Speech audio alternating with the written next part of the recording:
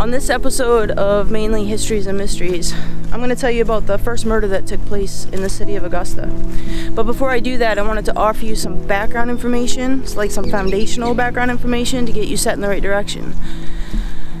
The murder, which took place in 1775, was directly related to the presence of General Benedict Arnold's army at Fort Western, and it involved the shooting of Reuben Bishop by fellow soldier James McCormick. Now, not much is really known about James McCormick other than he was a private in Captain Goodrich's company. Benedict Arnold's army was 1,100 men strong, so there were probably all kinds of companies involved in that. And he was a private in Captain Goodrich's company. He was from North Yarmouth, Maine, which is Massachusetts at the time, and he was basically characterized by fellow soldiers as being a simple and ignorant yet peaceable man. Now, Reuben Bishop, we do know a little bit more about. He was born in 1740 in Amherst, Massachusetts. He married his wife Hannah, and they moved to New London, Connecticut, where they had and raised 5 sons. He was commissioned as an ensign in 1770, and by the time of his death in 1775 at Fort Western, he had achieved the rank of sergeant. He was characterized by the men as being a civil, well-mannered, and much beloved young man. Okay, so if you'd like to know more about the first murder in the city of Augusta, which took place at Fort Western, follow me and I'll take you to Fort Western and I'll tell you the rest of the story.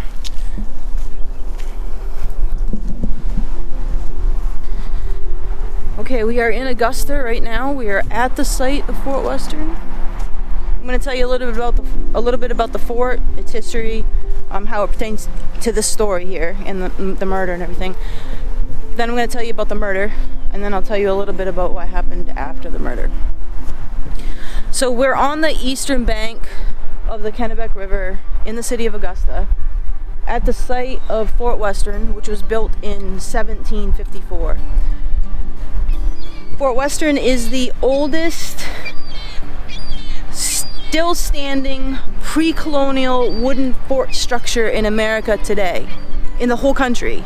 Okay, so this is extremely important, not just for Augusta, not just for Maine.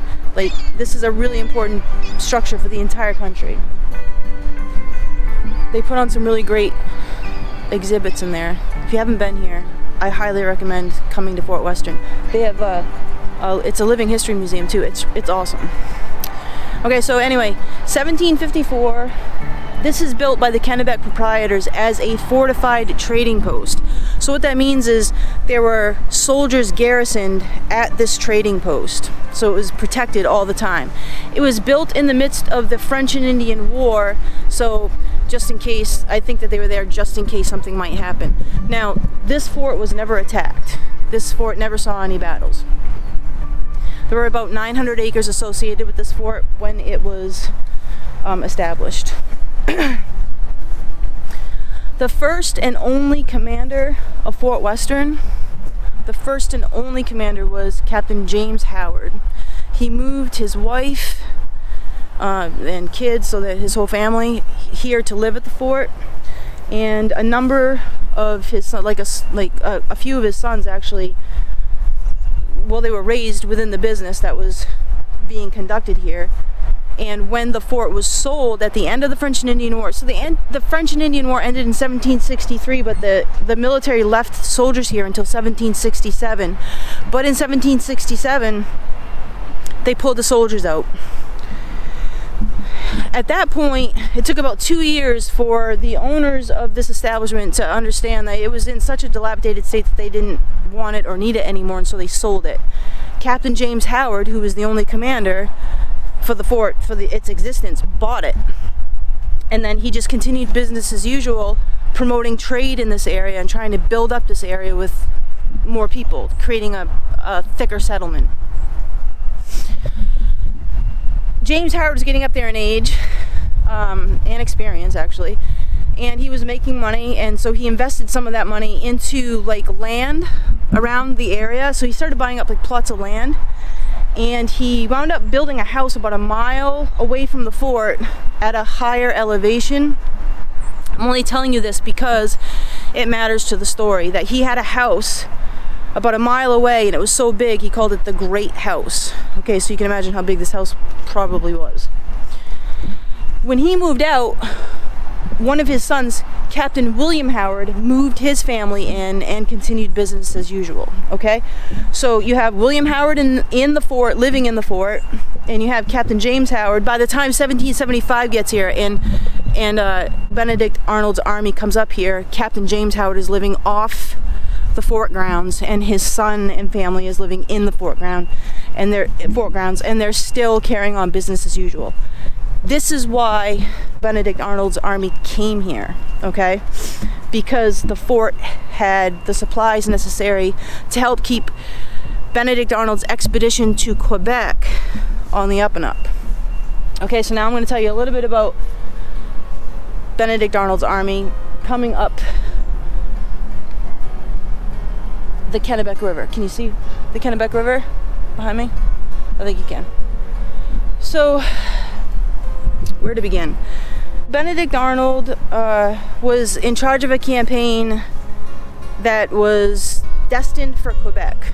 He was going to meet the British up there and have, whatever they were going to do up there. You probably have heard about this ill-fated, disastrous campaign, but on their way they had to stop here. Now, one of the reasons why it was disastrous, just one, I don't know all the ins and outs of the whole campaign, but I do know this. The soldiers had to walk from place to place, and when they weren't walking, they were using waterways, like the Kennebec. I don't know if you can see this, but the Kennebec, you probably can't. The Kennebec has a heavy, fast flow that goes out to the ocean. The ocean's down that way. General Benedict Arnold's army had a bunch of boats they called bateaux. Bateaux were long, flat-bottom boats. They were long and fairly wide, flat-bottom boats that were very popular with traders, especially in pre-colonial and colonial times. The problem with the boats that General Benedict Arnold's army was toting with them, when they were walking, they had to carry the boat until they got to the waterways. These boats were not made by seasoned boat makers. They were made fast. They weren't crafted very well. And the best way to describe them, and I know it's a little dramatic, but just imagine this. It was like these men were oaring up the river in colanders. They leaked so severely. I don't want to spend too much time explaining it. They leaked so severely they were unsafe, and so they had to stop at places like Fort Western to do work on the boats to make sure that they could, keep going. So that's why they came here. Now these boats were easily tipped. They really needed to be manned by seasoned boatmen, but specifically people who were seasoned in these bateaux, and there just weren't that many in the whole army of 1,100 men. There really weren't that many of these men who were seasoned bateau boatmen. So these boats kept tipping. They were tipping, and they were dropping their stuff into the river. Not only that, but the boats were leaking all the time. So all their gear and their feet themselves, they were always wet. Okay. Now this particular week that Benedict Arnold's army was making its way up the river. Well, actually, they were here for 9 to 10 days during the week of September 23rd. So it's the end of September, which is always hit or miss in Maine as far as weather goes. It was the worst of weather, like the worst. Just shy of sleeting and snowing. It was rainy. It was windy. It was just. They were wet, they were cold, exhausted, tired, hungry, and all their stuff was getting wet. Their food was always at risk for getting wet just from the water coming into the boat, not even the rain. So their feet. So essentially, what they would do is get into the boat and people would oar, but then there would be people dedicated to just dumping water out of the boats just so they could get from here to there without sinking, okay? So their feet were always wet. Their food, if it got wet, was often ruined. They had munitions. I'm not really sure the ins and outs of that, but that was sitting on the bottom of the boats too, and that was getting damaged. It was just a kind of a bad time all around. And by the time the troops got to Fort Western, General Benedict Arnold knew that his entire army was a hair from basically fraying at the seams. He was very well aware of what the morale of the troops and the issues that they were facing, and they were only in Augusta, Maine. They have a long way to go, and he already knows that there's trouble. They started in Cambridge with a destination of Quebec. So anyway, so this day, September 23rd, they put their bateaux on the water down near Gardner. They oar them up to here, and by the time they get here, you're probably thinking, well, at least they got to Fort Western. Look at this place. It's awesome. They can get, a hot meal. They can dry out. They can sit by a fire. They can relax. Absolutely none of that happened. There were 900 acres associated with Fort Western. I think a lot of this area was cleared, but it's 1,100 men, and they're not staying very long. There was not shelter here for 1,100 men. Okay, so I want to make this clear because it's a very, very, it's like the hot burning nucleus of this story. Because by the time they get here, they're soaked. The government is not giving them new shoes. It's not sending out food rations every, week or two. The government's not providing rain gear, raincoat. I mean, their boats have holes in them. These guys are responsible to make their way up to Quebec with whatever it is that they have, apparently. And so they're not being funded the things that they need to keep themselves safe, healthy, efficient, none of that stuff. They got to do it themselves. So when they get here, there's no shelter for them. There's a safe place to be at a fort, but that's about it. So whatever they can scrounge around for, as far as like something to make shelter with, they did.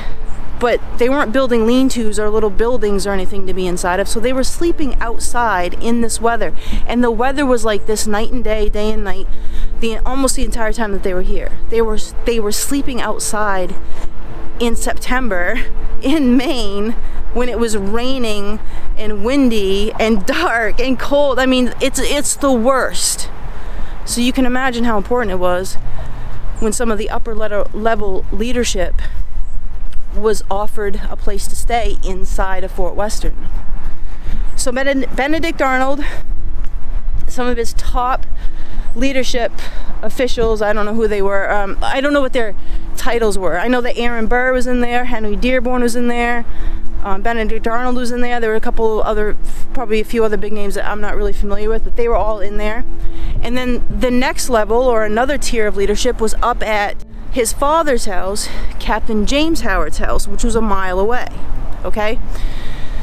There weren't that many structures here, remember? This fort was put here to help promote settlement. There was barely anybody here. The trading that went on was happening with the natives, and it had been established long before Fort Western was put here. There was another trading post either right under this one or just over to the side over there where I came in. Whatever it was here in this area, and it was used to foster trade with the natives, and they had a very good relationship with the natives in this area as far as trade goes. Okay, so anyway, back to my point. My point is that there were a few people who lived in this area sporadically throughout, and one of those men, his name was Daniel Savage, and he had a house somewhere in this area. I do not know where. I just know it was close to the fort, and he opened his door for a small number of men. Okay, the men that he took in were a Captain Simeon Thayer, a Captain John Topham, Captain Goodrich, Private James McCormick, and Sergeant Reuben Bishop. Okay, so he invited all these men into his house right next to the fort. It's raining out, it's cold, it's windy, all this is happening. And in the midst of the night, I don't know what happened, they got into a fight inside of Daniel Savage's house. I don't know if all the men got into a fight, but what happened was they kicked out Private James McCormick. Remember? Simple and ignorant, yet peaceable man. He wasn't having a very peaceable night that night. They kicked him out, and he was, of course, upset. He was very upset. He stood outside of Daniel Savage's house, and he made a ruckus. He wouldn't stop. He just kept going on and on. I mean, it's cold out. He doesn't have anywhere to go. Nobody has anywhere to go. It's completely dark. It's raining and dark. If you've never been in the wilderness in Maine at night without any ambient light, I cannot express to you how dark it is. I know people say this all the time, but please take this literally. You cannot see your hand in front of your face. So this guy was thrown out of the house and with like no light and nothing really to get him by. So he was upset. He wouldn't stop raising heck outside. So Simeon Thayer got up, went to the door, opened the door, hollered out to James McCormick to go away, stop this. And McCormick responded by taking out his pistol, pointing it at the door that he was standing at, and shooting. So he shot the door. So Simeon Thayer closes the door, goes over to John Topham and tells him, hey man, McCormick is out there and he just shot at me when I told him to go away. So Topham gets up and he's not putting up with any of this BS. He goes to the door, he opens the door, and he tells McCormick to go away. Enough, go away. And McCormick does. He listens, he leaves. So this time he left long enough so that everyone went back to sleep. But he had already determined that he tried to make his way back into the house earlier and they weren't going to let him, so he just wasn't going to mince words this time. So he didn't even throw a fit this time. He walked right up to the house, went up to the door, finagled the lock, opened it, pushed the door open, put his gun inside the house, and shot. He just shot this random shot. He hit Reuben Bishop. Reuben Bishop was laying on the floor in front of the hearth, at the hearth in front of the fireplace, trying to keep warm. He got shot. It became very obvious very quickly just how serious this event was, like what had happened, and all eyes on James McCormick. So he didn't know what to do. So he panicked and he ran. He ran from Daniel Savage's house, ran to the bank over here, I would imagine, and figured the only course of action that was acceptable was to just keep running. So he dove into the water, he swam across to the other side. It's all wilderness, it's completely dark. He gets up onto the shore, he starts running, and he runs into somebody. And this guy was like, they're both shocked. This man's like, what are you doing here? Of course, McCormick is not a very fast thinker on his feet, so he starts babbling in a way that this guy says, okay, wait, obviously this is a deserter. So he takes him into custody, brings him wherever he brings him to detain him, and within a very short period of time, McCormick spills his guts. He just tells him everything, how it was an accident, he shot somebody, and so that's basically how he was caught. Reuben Bishop did not die right away. And this is something that I really want to express to you so that you understand. Reuben Bishop was very well liked, and he was pretty young. He had 5 kids at home, a wife, he had everything to live for, and he made that clear through his dying process, which took 12 grueling hours. I cannot express this to you enough. There were 1,100 men in this army, and a number of them were very well educated. They could read, they could write, and they kept journals. And if you have a chance to look into the journals that were kept on this campaign, I highly recommend that you read a few pages. It's fascinating, especially the pages that were written about the death of Reuben Bishop, because there were many witnesses to his agonizing final few hours. It's very, it's dramatic. I don't know how else to say it. It's emotional and dramatic. This man did not want to die. He kept telling them he did not want to die. He was not ready to die. He had everything to live for. And the pain that he was in while he was dying was unimaginable. And people could hear it. They could hear him in pain from wherever he was. He was, of course, probably vocal to some degree. So it affected the men and their morale, and then he died. And it was just awful. So I don't know if you remember what I was saying at the beginning of the video. Benedict Arnold was very concerned because before they even got here, he knew that things weren't going well. And he was just a hair away from having to deal with some major fallout, and here we go. Some guy shoots another guy. Now we've got he had this whole thing to deal with, and so the men were upset. They were very upset, and they were very emotional. They held a trial by court-martial the next day. He was found guilty. James McCormick was found guilty and sentenced to hang. He was sentenced to hang the next day. And the men were very, very quick to erect the gallows that he was going to hang from. So the following day, they parade him out to the gallows with a noose around his neck. So he knew exactly how serious this was. The whole time he's walking out there to the gallows, he's proclaiming his innocence.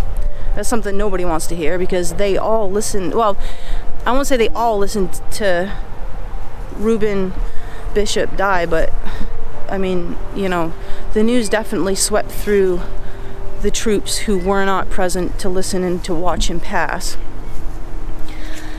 So he's standing at the gallows. He walks to the gallows, telling everybody how innocent he is. He's standing at the gallows. For 30 minutes, he's standing at the gallows, just telling a sea of 1,100 guys how innocent he is, and nobody really wants to hear this. And it's starting to rile people. So the chaplain, the army chaplain, makes his way quietly through this sea of, basically, I wouldn't call it an angry mob, but it was just shy of that. He makes his way through the men. He goes up to James McCormick. He turns him away from the crowd, and he very quietly has a very, very calm conversation with McCormick. I do not know what was said, but the results were McCormick turns around, hangs his head, and says he's guilty. He did it. Like everybody already knew he did it. But he tells them that it was an accident. He meant to shoot Goodrich, as if that was any better. But anyway, so after this, he took ownership to a degree. Benedict Arnold stayed the execution, had them detain McCormick in a safe place, where Benedict Arnold penned a letter to General George Washington, telling him about the situation, briefly telling him about the situation, and then because essentially what he was going to do was send McCormick off to a military prison in Boston by way of boat. Now, I guess it's common for Benedict Arnold to have a boat at his disposal at all times on the river. I'm not really sure the extent of that, but he had a boat called the Broad Bay, and the Broad Bay was docked somewhere down near Gardner. So what he did with this letter was he sent instructions that McCormick was going to be boarded onto the Broad Bay and brought to a military prison in Boston. And in this letter, he asked Washington to make the final judgment himself as to whether or not McCormick should be hung. And in that letter was a very plainly written sentiment where he stated, "I hope he may be found a proper subject of mercy." So Benedict Arnold really didn't want to see this guy hang for what he had done. Okay, so McCormick was shipped down to this prison. I don't know definitively what happened to him. There were a few different stories of what happened to him. The first that I read was that he died of natural causes the morning of his scheduled hanging. So that probably didn't happen.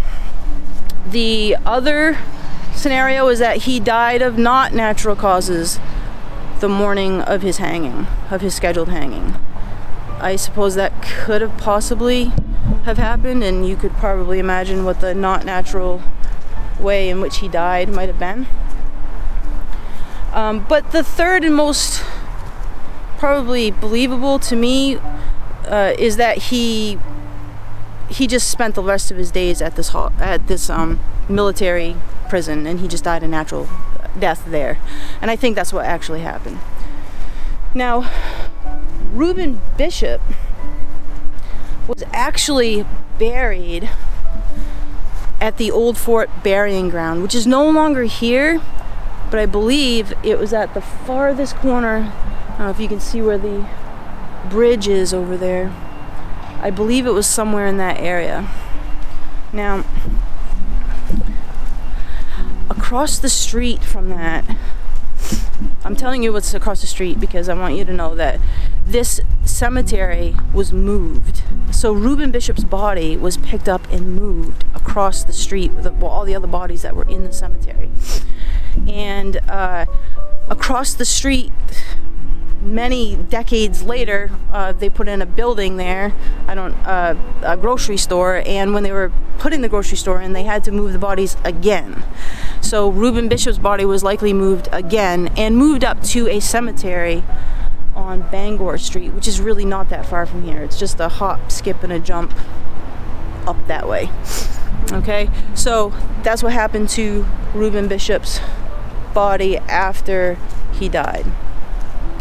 So this is basically the story. It's a very basic telling of the story of the first murder that took place in the city of Augusta in 1775. Okay, again, I'm shilling one more time. If you have not come to Fort Western, definitely do. It's pretty much in the heart of the city. It's on the Kennebec River. They're in there right now. They're setting up this morning. It's really exciting. Nice living history exhibits, and just a great place for families to bring their kids, and it's just a great place to just come and just really dive into the history of Maine, but also of just the Kennebec Valley. Okay, so the question we get asked most often is it haunted? Is Fort Western haunted? The short answer is yes, Fort Western is haunted. The long answer is it haunted with regards to the murder that took place here in 1775? I cannot answer that question. I don't know. But because the haunting that we experienced, the haunting activity that we've experienced was inside of the building. So I suggest you come here for yourself. Maybe try to run an EVP session. There's a lot of traffic all the time, so it would be really difficult to do that, but I do suggest trying to do it. That's it. That's the short answer and the long answer. Is it haunted? Yes, Fort Western is haunted. Is it haunted because of Reuben Bishop's death? That I do not know. So maybe you guys could run an EVP session and then let me know. All right. Well, that's all I have for today. If you like this video, give us a thumbs up, share it with your friends and family, spread the word. If you have anything to add, or you'd like to have like a conversation about Fort Western or the history that was presented in this video, hit me up in the comments below. I love to talk about this stuff. All right, until next time, everybody.